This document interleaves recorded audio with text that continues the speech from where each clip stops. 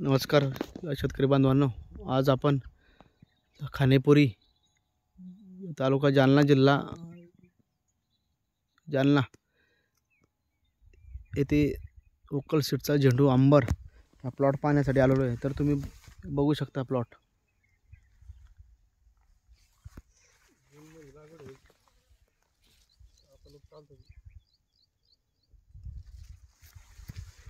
पूर्ण एकसारखा आतापर्यंत झेंडूचे 3 ते 4 तोडे झालेले आहे। बघू शकता तुम्ही फुलाची क्वालिटी वगैरे।